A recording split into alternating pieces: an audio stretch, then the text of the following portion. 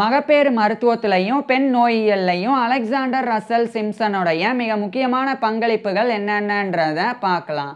Sir Alexander Russell Simpson ஸ்காட்லாண்டை சேர்ந்த ஒரு மருத்துவர். இவர் 1835 ஏப்ரல் 30 அன்னைக்கு ஸ்காட்லாண்டோடைய வெஸ்லாத்தியனில் இருக்கிற பாத்கேட்டில் பிறந்தாங்க. இவர் 1856ஆம் ஆண்டு ஸ்காட்லாண்டோடைய எடன்பராவில் இருக்கிற யூனிவர்சிட்டி ஆஃப் எடன்பரா மெடிக்கல் ஸ்கூலில் மருத்துவ படிப்பை முடித்தாங்க. அதை தொடர்ந்து இவர் அப்சட்ரிக்ஸ்லையும் கைனகாலஜிலையும், அதாவது மகப்பேறு மருத்துவத்திலையும் பெண் நோயியல்லையும் பயிற்சி பெற்றாங்க. அதுக்கப்புறமா அலெக்சாண்டர் ரசல் சிம்சன் ஒரு மருத்துவராக இவருடைய பணிகளை தொடங்கி செஞ்சு வந்தாங்க.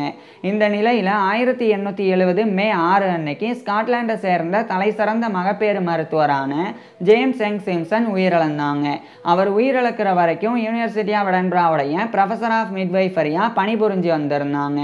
இப்போ அவர் உயிரிழந்துட்டனால அவருடைய ப்ரொஃபஸர்ஷிப்புக்கு போட்டி ஏற்பட்டது. அந்த போட்டியில் அலெக்சாண்டர் ரசல் சிம்சனும் பங்கேற்றாங்க. பின்னர் அதே 1870ஆம் ஆண்டு அலெக்சாண்டர் ரசல் சிம்சன் அந்த ஒரு போட்டியில் ஜெயிச்சு ப்ரொஃபஸர் ஆஃப் மிட்வைஃபரியா யூனிவர்சிட்டி ஆஃப் எடன்பராவில் தேர்ந்தெடுக்கப்பட்டாங்க. அதுக்கப்புறமா அந்த பொறுப்பில் இவர் பணியாற்ற தொடங்கியிருந்தாங்க. இந்த அலெக்சாண்டர் ரசல் சிம்சனுடைய அப்பாவுடைய யங்கர் பிரதர் தான் ஜேம்ஸ் யங் சிம்சன். அதாவது அலெக்சாண்டர் ரசல் சிம்சனுடைய சித்தப்பா தான் அவர். இது ஒரு சுவாரஸ்யமான தகவல். ஸோ அந்த ஒரு யூனிவர்சிட்டி ஆஃப் எடன்பராவில் ஜேம்ஸ் யங் சிம்சனுக்கு பிறகு அந்த ப்ரொஃபஸர் ஆஃப் மிட்வைஃபரியா இவர் தான் தேர்ந்தெடுக்கப்பட்டாங்க. மிட்வைஃபரி அப்படின்னா அந்த காலத்துலலாம் மகப்பேறு மருத்துவம், பெண் நோயியல், இந்த ரெண்டு பிரிவுகளுமே தனித்தனி பிரிவுகளுமே ஒன்றா இருந்தது. அதுதான் மிட்வைஃபரி அப்படின்றது. ஸோ அந்த மிட்வைஃபரியை மெடிக்கல் ஸ்டூடெண்ட்ஸுக்கு கற்பிக்கக்கூடிய ஒரு ப்ரொஃபஸராக இவர் யூனிவர்சிட்டி ஆஃப் எடன்பராவில் பணியாற்ற தொடங்கியிருந்தாங்க. அப்போ இவர் டீச்சிங்கில் பல புதுமைகளை கொண்டு வந்தாங்க. அதில் ஒன்று தான் கிளினிக்கல் டீச்சிங் ஆஃப் கைனகாலஜி அப்படின்றது. அதாவது பெண்களுக்கு வரக்கூடிய இந்த மாதவிடாய் பிரச்சனைகள், அதே மாதிரி கர்ப்பப்பையில் ஏற்படக்கூடிய இன்னும் சில பிரச்சனைகள், அதுக்கெல்லாம் எப்படி சிகிச்சை கொடுக்கணும், அந்த நோய்களெல்லாம் எதனால் வருது அப்படின்ற அத்தனை விஷயங்களையுமே நேரடியாக அலெக்சாண்டர் ரசல் சிம்சன் மருத்துவ மாணவர்களுக்கு மருத்துவமனையில் வச்சு கற்பித்து வந்தாங்க. அதாவது இப்போ ஒரு பெண் இருக்கிறாங்க, அவங்களுக்கு ஏதோ ஒரு பிரச்சனை இருக்குது அப்படின்னா அவங்களுடைய பிரச்சனை எப்படி வந்திருக்கு, அதுக்கு எந்த சிகிச்சை வழங்கப்படுது அப்படின்றதெல்லாம் நேரடியாக மருத்துவ மாணவர்களுக்கு அலெக்சாண்டர் ரசல் சிம்சன் கற்பித்து வந்தாங்க. இதனால் மருத்துவ மாணவர்கள் வெறும் புத்தகங்களை வச்சு மட்டும் படிக்காமல் நேரடியாக பெண் நோயியலை அனுபவ ரீதியாகவும் கற்றுக்கிட்டு வந்தாங்க. இதனால் அவங்களுடைய அறிவும் மேம்பட்டது, அவங்களுடைய திறமையும் மேம்பட்டது. இதுக்கப்புறமா அலெக்சாண்டர் ரசல் சிம்சன் அப்சட்ரிக்ஸில் இன்னும் சில டெர்மினாலஜியை முன்மொழிஞ்சாங்க. அதாவது பொதுவாக அந்த காலத்துலலாம் இப்போ ஒரு மெடிக்கல் கண்டிஷன் இருக்குது அப்படின்னா அதுக்கு 2-3 பேர் இருக்கும், ஒவ்வொரு நாட்டில் ஒவ்வொரு பேர் இருக்கும். அதே மாதிரி இப்போ ஒரு உறுப்பு இருக்குது அப்படின்னா அந்த உறுப்புக்கும் வெவ்வேறு இடங்களில் வெவ்வேறு மாதிரியான பெயர்கள் சூட்டப்பட்டிருக்கும். இப்படி இருக்கிறனால இது பல பிரச்சனைகளுக்கு உள்ளாகும். உதாரணமாக ஸ்காட்லாண்டில் அலெக்சாண்டர் ரசல் சிம்சன் ஒரு புக்கை எழுதி வெளியிடுறாங்க அப்படின்னா அந்த புக்கில் ஒரு உறுப்பை ஒரு மாதிரி தெரிவிக்கிறாங்க. இப்போ இங்கிலாண்டில் இருந்து அதே புக்கை வாங்கி பார்க்கும்போது அந்த டேர்ம் என்ன அப்படின்றது புரியாது. ஏன்னா இங்கிலாண்டில் அதே ஒரு உறுப்புக்கு வேற ஒரு வார்த்தை இருக்கும். ஸோ இந்த மாதிரி பிரச்சனைகள்லாம் வரக்கூடாது அப்படின்றதுக்காக அலெக்சாண்டர் ரசல் சிம்சன் எல்லாத்துக்கும் ஒரே பேரை கொடுக்குற மாதிரி கொண்டு வந்தாங்க. உதாரணமாக கருப்பைனாலும் கர்ப்பப்பைனாலும் ஒன்று தான், ஆனால் அந்த ரெண்டுக்கும் ஒரே ஒரு உறுப்புக்கு ஆனால் 2 வார்த்தைகள் இருக்குது. இது மாதிரி ஒரே கண்டிஷனுக்கு நிறைய வார்த்தைகள், ஒரே உறுப்புக்கு நிறைய வார்த்தைகள் எல்லாம் இருந்தது. அதெல்லாம் இவர் ஒரு சிஸ்டமேட்டிக்காக கொண்டு அதுக்குண்டான டெர்மினாலஜியை இவர் முன்மொழிஞ்சாங்க. இது மிகப்பெரிய ஒரு விஷயமா இருந்தது. அதுக்கப்புறமா அலெக்சாண்டர் ரசல் சிம்சன் பல விஷயங்கள் பண்ணாங்க. குறிப்பாக சில விஷயங்களை இவர் கண்டுபிடிச்சாங்க. அதுதான் ஆக்சஸ் ட்ராக்ஷன் ஃபோர்செப்ஸ் அப்படின்ற ஒரு கருவி. அதை இவர் கண்டுபிடிச்சிருந்தாங்க. அப்சட்ரிக்கல் ஃபோர்செப்ஸ் அப்படின்னு அழைக்கப்படுறது தான் இது.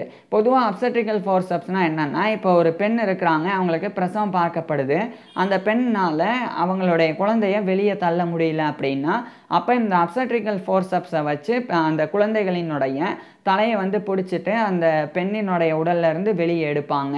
அதுக்கு பயன்படுத்தக்கூடிய கருவி தான் இந்த அப்சட்ரிக்கல் ஃபோர்செப்ஸ் அப்படின்றது. ஆனால் இதில் நிறைய பிரச்சனைகள் அந்த காலத்தில் இருந்து வந்தது. என்னென்னா, பெண்களினுடைய அந்த பெர்த் கனல், அதாவது பிறப்பு வலி, அது நேராக இருக்காது, கொஞ்சம் கர்வாய் வளைஞ்சிருக்கும். ஆனால் அப்போ பயன்படுத்தப்பட்ட அப்சட்ரிக்கல் ஃபோர்செப்ஸ் அது வந்து நேராக இருக்கும். இதனால் அதை வந்து உள்ளே விட்டு அந்த குழந்தைகளினுடைய தலையை பிடிச்சி அந்த குழந்தைகளை வெளியே எடுக்கும்போது குழந்தைகளுக்கும் வந்து காயம் ஏற்படும், சின்ன சின்ன காயங்கள். அதே மாதிரி பெண்களுக்கும் அது அதிகமான வலியை கொடுக்கும். இப்போ இதை தவிர்க்கிறதுக்காக தான் இவர் வந்து ஆக்சஸ் ட்ராக்ஷன் ஃபோர்செப்ஸ் அப்படின்னு அந்த அப்சட்ரிக்கல் ஃபோர்செப்ஸை மேம்படுத்தியிருந்தாங்க. இவருடைய டிசைன் ரொம்ப யூனிக்காக இருந்தது. எந்த அளவுக்குன்னா பெண்கள்னால குழந்தைகளை தள்ள முடியாத நிலையில் இந்த ஃபோர்செப்ஸை பயன்படுத்தி அந்த குழந்தைகளினுடைய தலையை பிடிச்சிட்டு இழுத்தா அந்த பெர்த் கனலுடைய நேச்சுரல் கேர்வுக்கு அந்த இயற்கையான வளைவுக்கு ஏற்ற மாதிரியே குழந்தைகளை வெளியே எடுக்கலாம். ஏன்னா இந்த ஆக்சஸ் ட்ராக்ஷன் ஃபோர்செப்ஸ் அப்படின்றதே வளைஞ்சு தான் இருக்கும். அந்த குழந்தையை வெளியே எடுக்கிற மாதிரி ரொம்ப ஃப்ளெக்சிபிளாக இருக்கும். ஸோ அப்பேற்பட்ட அந்த ஒரு கருவியை அலெக்சாண்டர் ரசல் சிம்சன் தான் வந்து கண்டுபிடிச்சாங்க. இது பெண்களுக்கு பிரசவத்தின் போது ஏற்படக்கூடிய வலி அது வந்து குறையிறதுக்கு காரணமாக அமைஞ்சது. இது இன்றைய காலகட்டத்தில் கூட பயன்படுத்தப்பட்டு வருது. இதனுடைய அட்வான்ஸ்டு வெர்ஷன் வந்து இன்றைய காலகட்டத்தில் பயன்படுத்தப்பட்டு வருது. ஸோ அதில் ஒரு முன்னோடியாக அலெக்சாண்டர் ரசல் சிம்சன் இருந்தாங்க. அதுக்கப்புறமா 1879 இந்த காலகட்டத்தில் இவர் வந்து தி ஹெட் ஃப்ளெக்ஷன் இன் லேபர் அப்படின்ற ஒரு ஒர்க்கை வெளியிட்டாங்க எழுதி. அதுக்கப்புறம் 1880ஆம் ஆண்டு contributions to obstetrics and gynaecology அப்படின்ற டைட்டிலில் ஒரு ஒர்க்கை எழுதி வெளியிட்டாங்க. அதுக்கப்புறமா அலெக்சாண்டர் ரசல் சிம்சன் வந்து கிரேனியாட்டமி அப்படின்ற ஒரு நிலை அதுக்காக 2 கருவிகளை கண்டுபிடிச்சாங்க. ஃபஸ்ட்டு இந்த கிரேனியாட்டமின்னா என்னன்னு சொல்லிடுறேன். இப்போ ஒரு சில நேரங்களில் துரதிர்ஷ்டவசமாக பெண்களினுடைய அந்த கர்ப்பப்பையில் இருக்கக்கூடிய குழந்தை அந்த குழந்தை வந்து இறக்கிற சூழ்நிலை ஏற்படும். இப்போ அந்த குழந்தைய வெளியே எடுக்க முடியல அப்படின்னா பெண்களுக்கும் பாதிப்பாக இருக்கும். எப்படியும் வந்து அந்த பெண்ணும் இறந்து போயிடுவாங்க, அவங்களுடைய வயிற்றில் இருக்கக்கூடிய குழந்தையும் இறந்து போயிடும். அந்த மாதிரியான ஒரு நிலை ஏற்படும். அப்போ அந்த குழந்தை வந்து இறந்து போயிடுறதுனால அந்த குழந்தைய அந்த தாயினுடைய வயிற்றிலிருந்து எடுக்கிறது ரொம்ப அவசியமானது. அப்படி ஒரு ப்ரொசீஜர் அந்த குழந்தையை வெளியெடுக்கிறது தான் கிரேனியோட்டமி அப்படின்றது. அதை பண்ணுறதுக்கு இவர் வந்து பேசிலிஸ்ட் அப்படின்னும் பேசிலிஸ்ட் ட்ராக்கர் அப்படின்னும் 2 கருவிகளை கண்டுபிடிச்சாங்க. இந்த பேசிலிஸ்ட் என்ன பண்ணுன்னா இறந்த குழந்தைகளினுடைய தலையை வந்து அழுத்தும். அதுக்கப்புறம் இந்த பேசிலிஸ்ட் ட்ராக்கர் வந்து அந்த இடத்த போய் பிடிச்சி அந்த இறந்த குழந்தைகளை வெளியே எடுத்துரும். ஸோ இது ரொம்ப வந்து சொல்கிறதுக்கே ரொம்ப துக்கமான ஒரு நிகழ்வு தான் குழந்தைகள் இறந்து போகிறது அப்படின்றது. இருந்தாலும் அப்படியே விட்டால் அந்த பெண்களும் இறந்து போயிடுவாங்க. அதை தடுக்கிறதுக்கு தான் இந்த முறைகள் எல்லாம் பின்பற்றப்படும். அந்த முறைகள் பின்பற்றப்படுறதுக்கு 2 முக்கியமான கருவிகளை அலெக்சாண்டர் ரசல் சிம்சன் தான் கண்டுபிடிச்சு கொடுத்தாங்க. அதுக்கப்புறமா கூடுதலாக ஒரு முக்கியமான விஷயத்தை அவர் பண்ணாங்க. என்னென்னா ஓவரெக்டமி அப்படின்னு ஒன்று இருக்குது. இது என்னென்னா இப்போ பெண்களினுடைய கருப்பையில் கட்டி ஏற்பட்டால் அதுக்குண்டான அறுவை சிகிச்சை பண்ணக்கூடிய முறை தான் இந்த ஓவரெக்டமி அப்படின்றது. ஸோ அந்த அறுவை சிகிச்சை முறை அந்த காலத்தில் பெரும்பாலும் கைவிடப்பட்டு வந்தது. ஏன்னா அது பண்ணால் நிறைய பிரச்சனை இருந்தது. இப்போ ஒரு பெண்ணினுடைய கருப்பையில் நீர் கட்டி இது மாதிரி இருக்குது அப்படின்னா அதை அறுவை சிகிச்சை பண்ணி எடுக்கும்போதே சில நேரங்களில் பெண்கள் இறந்து போனாங்க. அல்லது அறுவை சிகிச்சை முடிஞ்சதுக்கப்புறமா தொற்று பாதிப்பினால் பெண்கள் இறந்து போனாங்க. இப்போ இதெல்லாம் பெரிய விஷயம் கிடையாது அப்படின்னா அலெக்சாண்டர் ரசல் சிம்சன் ஒரு விஷயத்தை கொண்டு வந்தாங்க. அதாவது ஆன்டிசெப்டிக்கெல்லாம் பயன்படுத்தி சுத்தமாக வந்து அறுவை சிகிச்சை கருவிகளை வச்சுட்டு அதுக்கப்புறம் அந்த பெண்களுக்கு அறுவை சிகிச்சை பண்ணுறது. அதுக்கப்புறம் ஓவரெக்டமி அந்த சர்ஜரி பண்ணும்போது என்ன பிரச்சனை ஏற்படுது அதை இவர் வந்து ரொம்ப தீவிரமாக கவனித்து அந்த பிரச்சனைகளை தவிர்த்து அலெக்சாண்டர் ரசல் சிம்சன் வந்து ஓவரெக்டமி அப்படின்ற ப்ரொசீஜரை பண்ண ஆரம்பிக்கிறாங்க. ஸோ இந்த மாதிரி அறுவை சிகிச்சை பண்ணால் இந்த முறைகளெல்லாம் பின்பற்றினா பெண்களினுடைய கர்ப்பப்பையில் இருக்கக்கூடிய நீர்க்கட்டி போன்ற கட்டிகளை நீக்கிடலாம், பெண்களையும் காப்பாற்றிடலாம் அப்படின்னு சொல்லி ஓவரெக்டமி அப்படின்ற சர்ஜிக்கல் ப்ரொசீஜரை இவர் வந்து நார்மலைஸ் ஆக்கி எஸ்டாப்ளிஷ் பண்ணாங்க. ஸோ இது வந்து பெருசாக வந்து எந்த விதமான உயிரிழப்பையும் ஏற்படுத்தாது அப்படின்ற அந்த ஒரு புரிதலை மருத்துவர்கள் மத்தியில் ஏற்படுத்தினது. இதனால் மறுபடியும் ஓவரெக்டமி அப்படின்ற சர்ஜரியை உலகம் முழுவதிலும் பண்ண ஆரம்பிச்சிருந்தாங்க. அதே மாதிரி தான் ஹிஸ்டரெக்டமி அப்படின்றது. ஹிஸ்டரெக்டமி அப்படின்னா என்னென்னா அந்த ஒட்டுமொத்த கர்ப்பப்பையே அறுவை சிகிச்சை பண்ணி நீக்கக்கூடிய முறை அதை இவர் வந்து பாதுகாப்பானதாக ஆக்கி காமிச்சாங்க.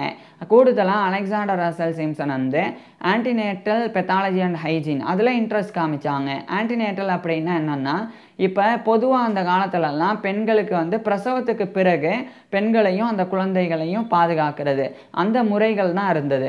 ஆனால் இவர் வந்து கர்ப்ப காலத்திலேயே பெண்கள் கர்ப்பமாக இருக்கும்போதே அவங்கள தீவிரமாக வந்து ஒவ்வொரு மாதமும் பரிசோதனை பண்ணி அவங்களுடைய உடல் ஏதாவது பாதிப்பு இருக்கா, குழந்தை நல்லா வளருதா, இந்த மாதிரியான விஷயங்கள்லாம் பார்த்து அவங்களுக்கு ஏதாவது நோய் ஏற்பட்டிருக்கா, அதுக்கு எப்படி வந்து சிகிச்சை கொடுக்கறது அப்படின்ற அத்தனை விஷயங்களையும் பார்த்துட்டா பிரசவத்தின் போது பெரிய சிக்கல்கள்லாம் ஏற்படாது அப்படின்ற ஒரு விஷயத்தை அலெக்சாண்டர் ரசல் சிம்சன் வலியுறுத்தி வந்தாங்க.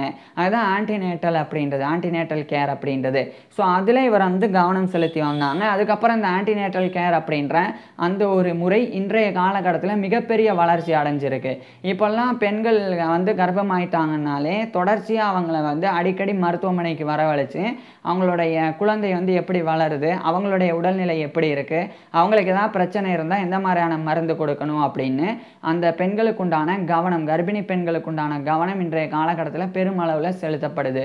அதுக்கு அடித்தளமிட்டது அலெக்சாண்டர் ரசல் சிம்சன் தான். ஸோ இவ்வளோ விஷயங்கள் அலெக்சாண்டர் ரசல் சிம்சன் பண்ணியிருந்தாங்க. பின்னர் 1905 இவர் ரிட்டையர் ஆனாங்க. 1906 இவருக்கு சர் பட்டம் வழங்கப்பட்டது. அதுக்கப்புறமா தான் இவர் சர் அலெக்சாண்டர் ரசல் சிம்சன் அப்படின்னு போற்றப்பட ஆரம்பிச்சிருந்தாங்க. இப்பேற்பட்ட நபர் 1916 ஏப்ரல் 6 அன்னைக்கு ஒரு ஆக்சிடென்ட்னால பாதிக்கப்பட்டு இவருடைய 80 வயசில் உயிரிழந்தாங்க. அலெக்சாண்டர் ரசல் சிம்சன் உயிரிழந்திருந்தாலும் மகப்பேறு மருத்துவத்திலையும் பெண் நோயியல்லையும் இவர் ஆற்றின பங்களிப்பு அப்படின்றது அசாதாரணமான ஒன்று. ஸோ இப்பேற்பட்ட அலெக்சாண்டர் ரசல் சிம்சன் பற்றி நீங்கள் என்ன நினைக்கிறீங்க அதை கீழே கமெண்ட்ஸில் சொல்லுங்கள். அதே மாதிரி இவருடைய ஃபுல் லைஃப் ஹிஸ்ட்ரியை நான் ஏற்கனவே பேசியிருக்கேன். அதை பார்க்குறதுக்கு கீழே டிஸ்கிரிப்ஷனில் லிங்க் கொடுத்துருக்குறேன், கட்டாயமாக பாருங்கள். தேங்க்யூ.